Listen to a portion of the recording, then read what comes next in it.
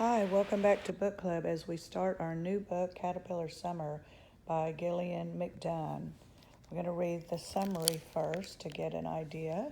We see the main character is Cat and Chicken, brother and sister. Cat had an ocean of questions she hoped the island would answer.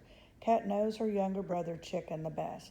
She knows that he loves sharks, that he does not like loud noises, tags on his shirt, or being called Henry, and that sometimes he has bad days when only a good back rub will calm him. Cat is proud to be the glue holding their family together ever since Daddy died and Mama had to work extra hard to support them. When a summer trip doesn't go as planned, Cat and Chicken must spend 3 weeks with the grandparents they've never met in a place called Gingerbread Island. At first, she is weary of these strangers. How could they ever care for Chicken like she does? But life on the island feels different. It's easier, simpler, and Cat feels more like a kid than she has in a while. And she gets to know her grandparents. One thing is bothering her, Cat, though, is why haven't they been a part of her life before now? Beautifully honest and heartwarming, this story of a family and forgiveness treats readers to a summer they'll never forget. Let's read. It starts with part 1. It says, end and begin. You and me and you will always be together. From Caterpillar and Chicken, the great bubblegum pancake. Guess we'll find out more what that is. Start chapter 1. Cat always kept her brother in the back of her mind, except for the times he was in the front of it. She might be multiplying fractions in her head while her brain quietly said, did you cut the tag out of Chicken's shirt? She might be studying plants of the tundra biome when her mind questioned whether his teacher was calling him Henry, which he hated. She might be scooping mashed potatoes on her tray when she wondered, will he be the only first grader left at the aquarium? On a good day, Chicken liked to wander, but on a bad day, Chicken would bolt. But no matter what, Cat loved him, as wide as the Golden Gate Bridge, as deep as the sea floor, and as fierce as a shark bite. Wow, what a great simile to describe how much she loves him. Here again, the simile is Cat loved him as wide as the Golden Gate Bridge, as deep as the ocean sea floor, and as fierce as a shark bite. The last day of 5th grade, Cat was alert. Usually, the last day of school was messy, noisy, and busy. The kind of day that could easily be too much for Chicken. When he got upset, he couldn't always calm himself. He got more and more tangled up until he overflowed and every feeling came rushing out. Mom called it a meltdown, but to Cat it was tight and sharp. It was the opposite of melting. When the dismissal bell rang, Cat slid her backpack to her shoulder and hustled double time to the steps at the entrance. The sky above her was gray and low, but inside Cat felt like sunshine. She bounced on the balls of her feet. The bouncer said, Summer, Atlanta, my best friend Rishi. If her heart had it its way, it would have skittered out of her chest and started on vacation without her. But next day, they'd fly east until they reached Atlanta. Mom would teach a 3-week college course, and Cat and Chicken would tag along to see the Christmas, and I'm probably chopping up that last name, who moved to Georgia last summer. It had been a year, but still missed going to Rishi's house to play, to do homework, to eat dosas. But even from thousands of miles away, he was still her best friend. Plus, Mom promised they would have a real vacation when she wasn't teaching. It would be the first time Cat could remember since it was just the 3 of them. A stream of kids poured onto the sidewalk, and Cat sidestepped the elbowing boys and twirling kindergartners. Hey, Cat, said a voice from behind her. Kat turned, expecting it to be her brother, but instead it was Poppy Zhang, the nicest girl in fifth grade.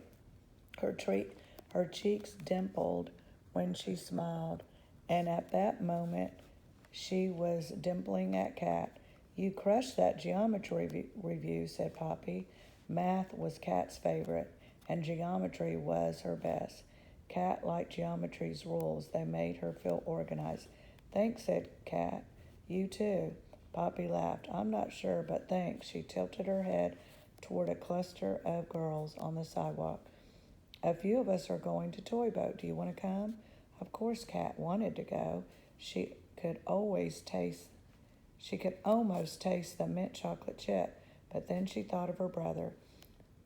I know you watch Chicken after school, Poppy said. You could bring him. It would never work. He'd wiggle right off his seat. He'd drip ice cream on the table. He'd drip ice cream onto Poppy Zhang. Kat shook her head slowly. I can't. Poppy looked disappointed, but offered Kat a smile. See you around. She hurried to catch up with the others. Most day, Kat didn't mind watching Chicken. It wasn't his fault he needed her in the afternoon. It wasn't Mom's fault. She worked all the time. It wasn't the Mathi's fault they moved to Georgia for a new job for Rishi's mom. It wasn't anyone's fault, but Kat's insides didn't feel like sunshine anymore. Caterpillar! She turned halfway before getting caught between a squeeze and a crash. Hey, Chicken! She patted his back until he let go. She leaned back to see him.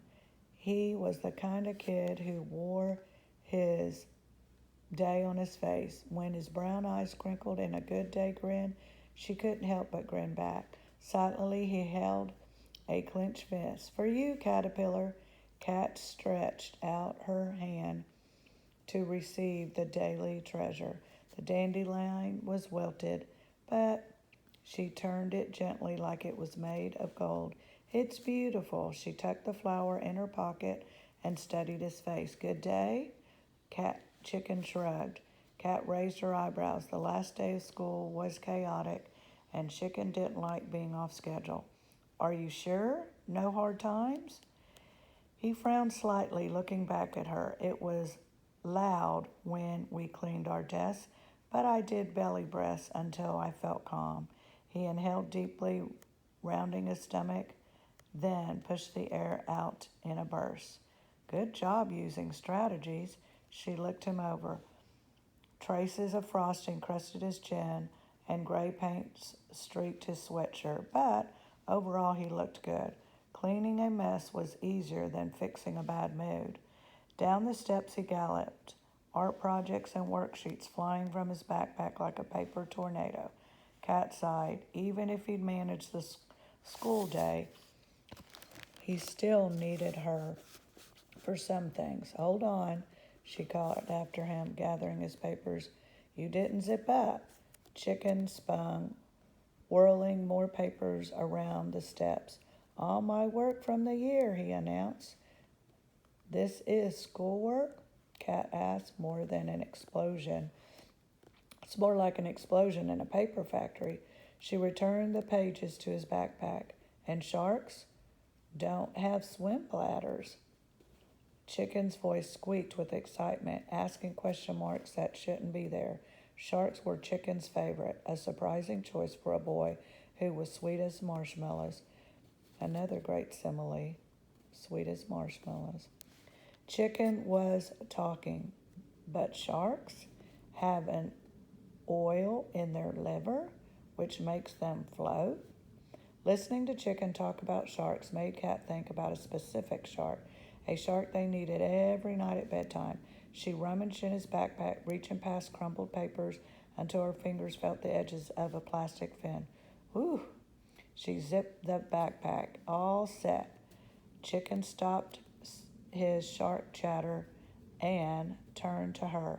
Since I had a good day and used my strategies, can we celebrate? What kind of celebration? She thought of Poppy Zhang. Ice cream at Toy Boat? Before he could finish, Chicken was already shaking his head. I hate that place. Too many eyes watching me. Toy boat shelves were crowded with vintage action figures and other old toys. Chicken didn't like all the faces. They're just toys, Chicken. Chicken stuck out his chin. I want Chinese buns. He loved the sesame crusted buns with sweet bean paste nestled inside. Where's Mama working today? Chicken asked.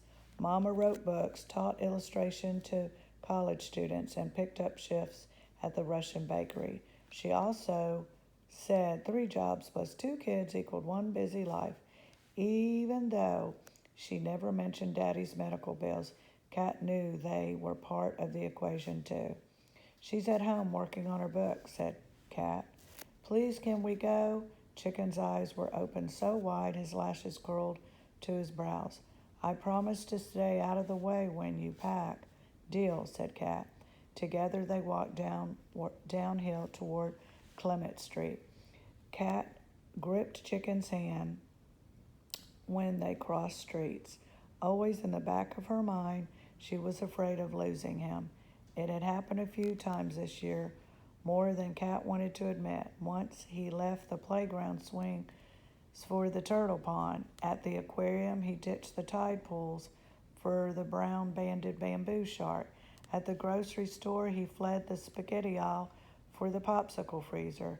He was impulsive enough to be dangerous and fast enough to travel far before anyone noticed he was gone. Chicken tight-roped walked the curb alongside parked cars. Guess what I did at school today? This was the game they played every day. It was what she used to play with Daddy. Kat said, pulling her jacket around her. Did your class have a snowball fight? No, Chicken exclaimed, giggling. San Francisco, fog, not snow. Kat wanted to think of something even more ridiculous so she could hear that laugh again. Did you go skydiving? Chicken chuckled. No way! Guess again. They reached Gary and Chicken grabbed the crosswalk button. Hold my hand, Kat said. Chicken punched the button again. We're not crossing yet. Kat narrowed her eyes. This is a big street and super busy, so hold it, okay? It was a warning, not a question. Chicken frowned but held out his hand. Kat squeezed. The light turned and they hustled across. You have one more try, Chicken reminded her. They were back on the sidewalk, but he hadn't let go. She looked at their clasped hands. Kat's skin was in between Daddy's dark skin and Mommy's pale skin. Chicken's skin was a little darker, more like Daddy's. One more try? I better make it a good one. Kat scrunched her face. The gray paint on his sweatshirt and pages of artwork floated into her head. She opened her eyes. I think you painted some sharks. Chicken's eyes and mouth formed perfect O's. How did you know? Lucky guess. He looked at her like she was a genius. She bumped him lightly with her hip. Clement Street was known as San Francisco's other Chinatown. It wasn't much of a tourist destination, but it still bustled with shoppers and traffic. Chicken pushed open the bakery door, releasing a blast of warm, sweet air. Chicken jumped from square to square across the checkered linoleum floor. Kat knew he was playing the hot lava game. Kat ordered and paid, then handed Chicken the crinkly bakery bag with 3 sesame buns inside. Her pineapple bun was in its own bag, which she held carefully as they walked back outside to the cool afternoon. Together they stood on the sidewalk and gazed at the wedding cake in the window.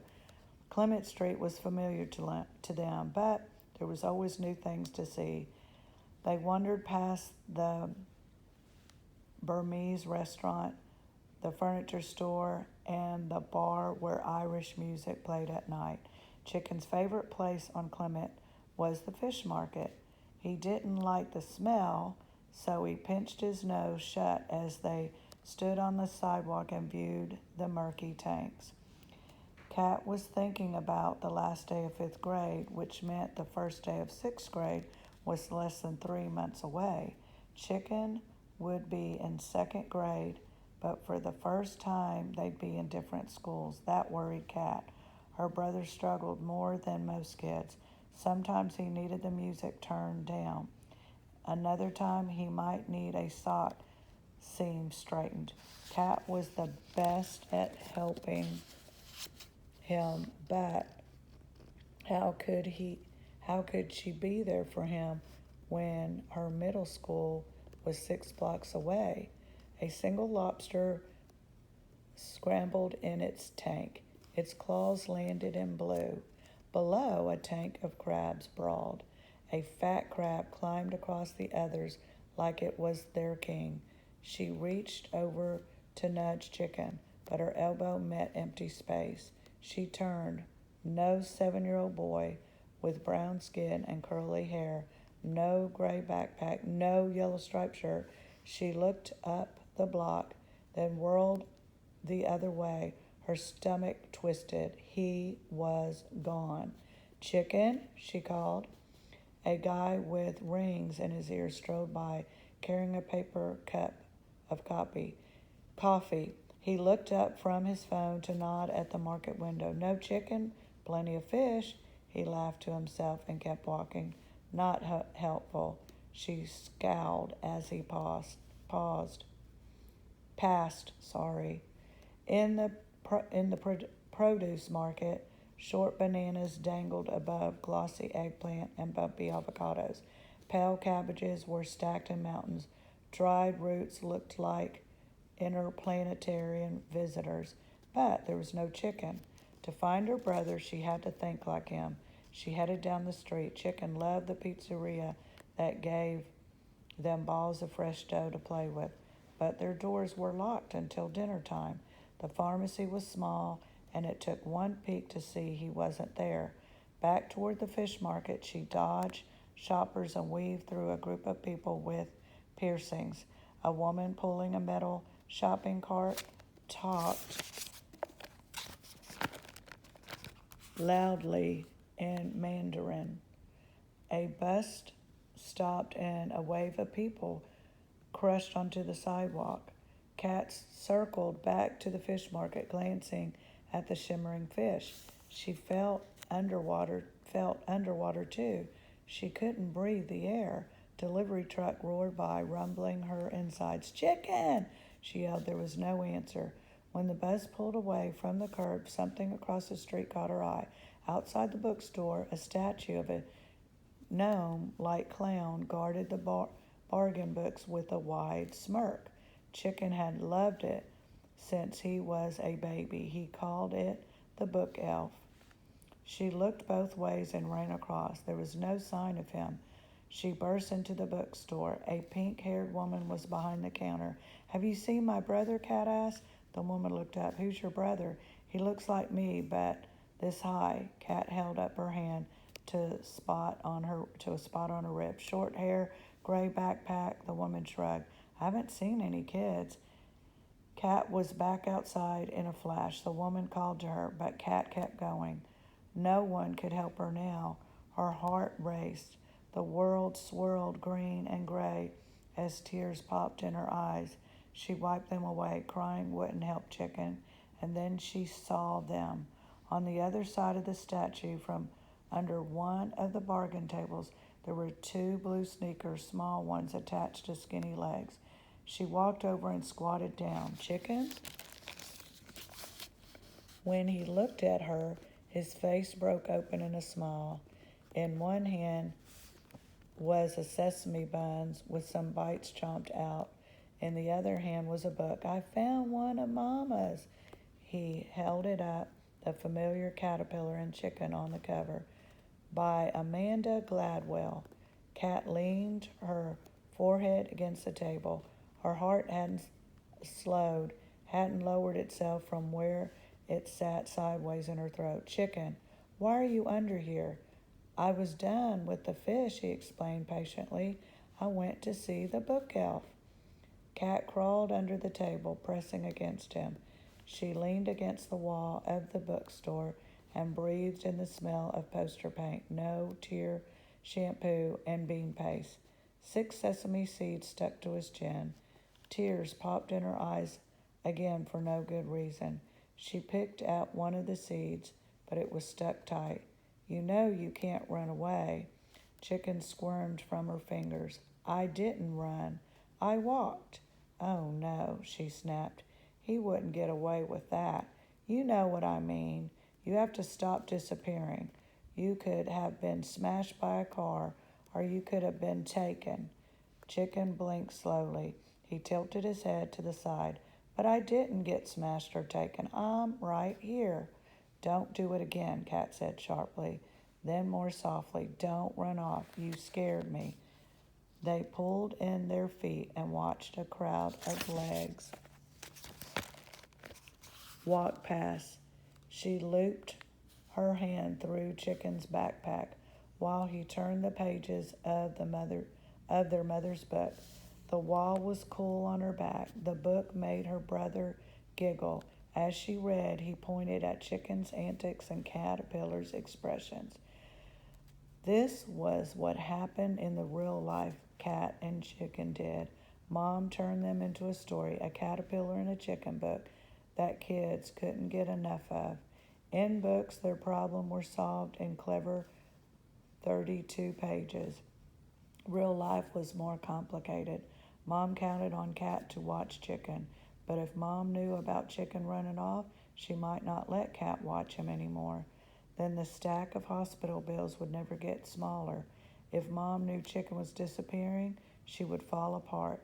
Cat and Chicken were all Mom had. Chicken traced the pattern in papers with his small fingers. Cat? She squeezed his shoulder. Yes? He nodded at her hand. Are you going to eat that? The pineapple bun? She handed it to him.